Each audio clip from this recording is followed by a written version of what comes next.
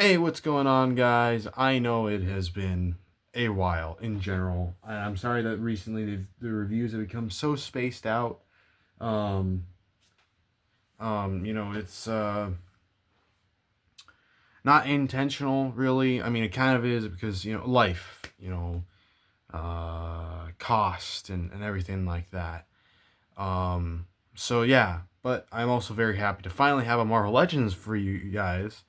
It feels like it's been forever since we've done a Marvel Legends. So here is a Marvel Legends series from the Secret Wars 40th anniversary wave, Beyonder. Here is the packaging. It's very basic. I do know that it references the old, I guess, toys that they did when Secret Wars was going on. The original one, because I know of both, but I'm slightly more familiar with like the second Secret Wars because there was a second one.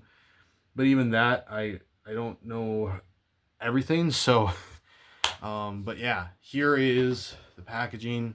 It's got the title, got Beyonder. There's not really much to look at. As you can see, I've already opened it. But you've got a picture of him on the back and the rest of the figures in the wave. And I will tell you right from the get-go, the only other one that I'm really aiming for is Titania. I don't need another Iron Man. I already have a classic looking Iron Man. I don't, I know that I've heard really good things about that Captain America figure, but I don't necessarily need another Captain America figure.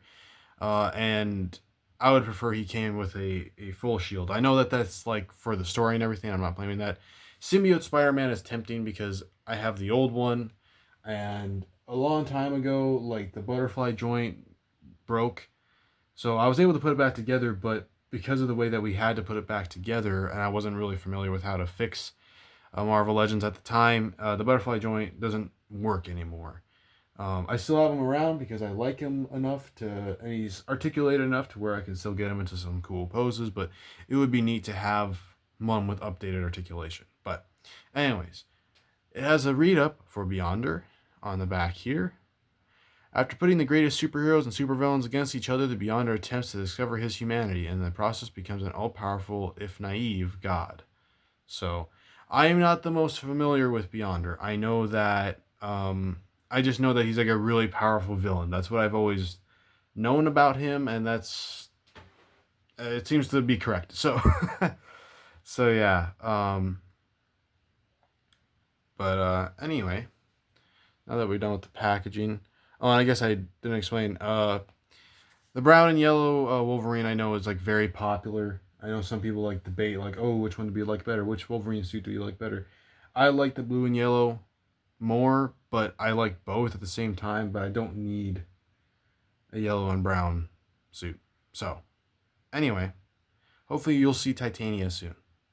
But anyway, so this packaging is rather large. So I'm gonna pull it out here, and it's going to we're gonna wiggle this way down. Don't know if it should be that low, but here he is. Here is Beyonder. I really need to get a background. He is he's a good figure. I like him a lot. But to start off with, we should do his accessories. Now, in the packaging, he does not come with his open splayed out hands, but he does come with a pair of open splayed out hands, as you can see. But he actually came in the packaging with, at least for me, with a pair of fists. If it would focus, there we go. And then probably one of the more unique accessories I've seen, especially for a character like Beyonder, is this, which I believe this is supposed to represent Battle World. And you can get him to hold it. I don't know if you'll hold it perfect. It's not like you can, there's like, they did it well enough to where like there's structures, sticking out of it. So like you can kind of get it to, I mean, I'm doing this from behind a camera, so it's not going to be perfect here. But, if you have it in the right way, you can, doesn't have to be this way. There's better ways, but you can get him to hold it. And I think that's really cool. There's much better ways too. I'm just not focused on that right now. But then he comes with this little, I guess they call it a lenticular. Um, from what I understand, this was a thing that they did for the original toy line as well. Um, and the shield, and the different, you can actually clip it onto them, but I'm not going to. It's cool to have, though. I won't get rid of this. I just don't know what I'm going to do with it. But you can open this up if you want to. And I guess to show that, you take this little tab here. It shows on the back of the packaging as well. As you see, it just fell out. And you have this, and you can put in the Marvel Superhero Secret Wars 40th Anniversary and do that instead if you wanted to. But I much prefer the little, well, the little character like picture here. Much cooler. And you can see that there's like a powered up version, and then there he is. So yeah, now let's take a look at him. Now, all things considered, it's not like his suit is super detailed. I mean, it's pretty much like a jumpsuit, or as my mom put it, a thing that Elvis would have worn. So, and I can definitely see that.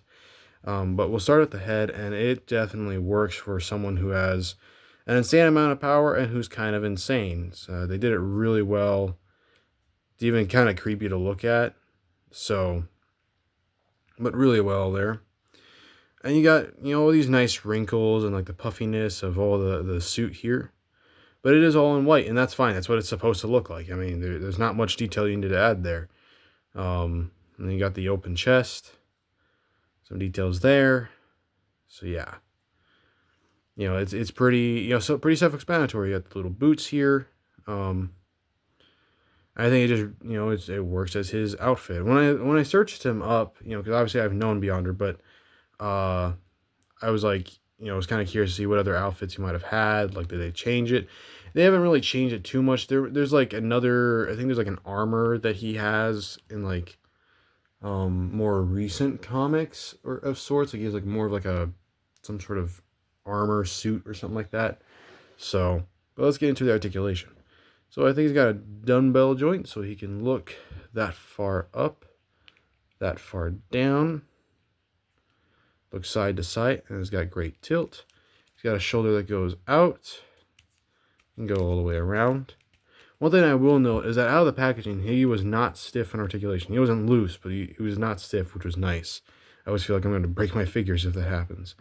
So here's a bicep swivel, double jointed elbows, a wrist swivel, and a hinge in and out. A diaphragm cut, not an ab crunch, that allows him to go that far forward. Much further back, side to side, and it swivels. His leg kicks out that far. Has a upper thigh cut, double jointed knees. No boot swivel. Let me get it aligned again. But he's got an ankle joint that goes that far down, that far forward. Has a rocker, and of course, swivels. So, yeah. There we go. There is Beyonder. Pretty self-explanatory, I would say. I wonder if I need to get him a platform to stand on. Because I'm kind of realizing now that I probably need a platform. I think I usually do have a platform of some sort. Let's see, what his own packaging work? This is like, okay. It's going to work all right. So let's see here. Let's get him more centered here. Okay. So I decided to get a random assortment of characters that are both classic looking and not classic looking, but characters that I think, you'll typically see maybe fighting or maybe even teaming up with Beyonder. Of course, in this first one, it'll definitely be fighting. So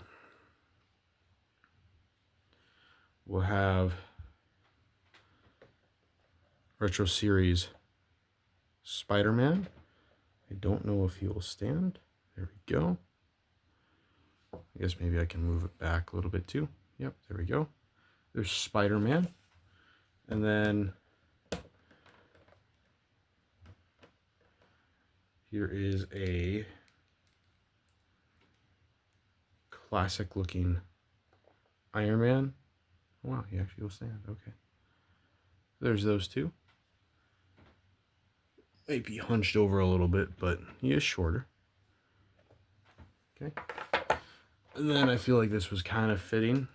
So we're gonna do a see if I can get him to stand first.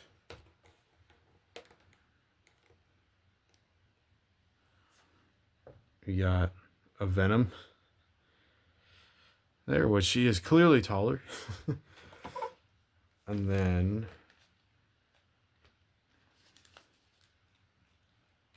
that kind of have a little bit of X-Men or mutant representation here.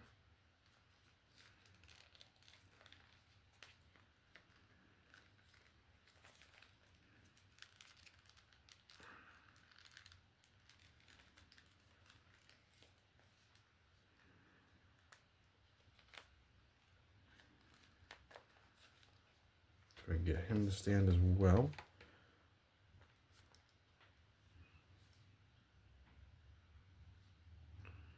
Here is Magneto.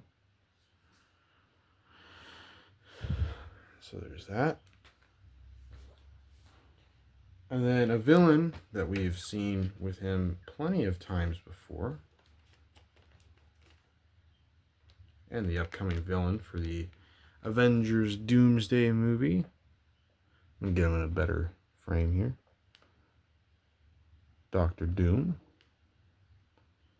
Okay, balance him. And if you can't have Doctor Doom without his main rival,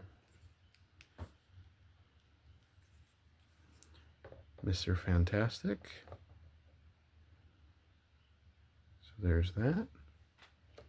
And then for just relevancy, and also because why not, although I now realized he has lost his accessory, which I'm going to have to look for. Shouldn't be too hard. I have a reddish carpet and the accessory is white, so it shouldn't be too bad. This is the very old, but one that I've still kept around because it works, Daredevil. So yeah, he's a pretty good figure. It's also nice because it's been a while since I've done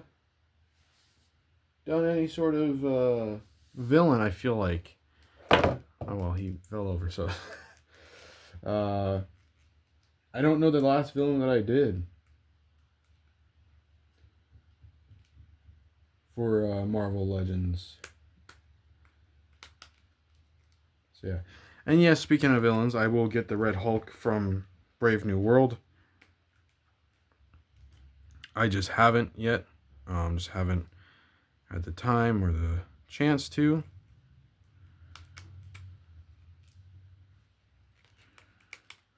So yeah, but probably should have him still standing here.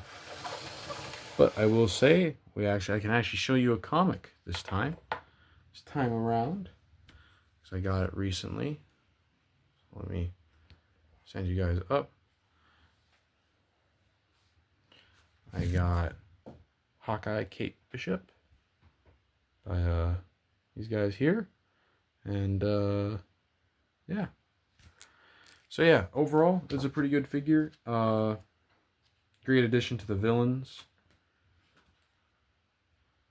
I certainly can't wait to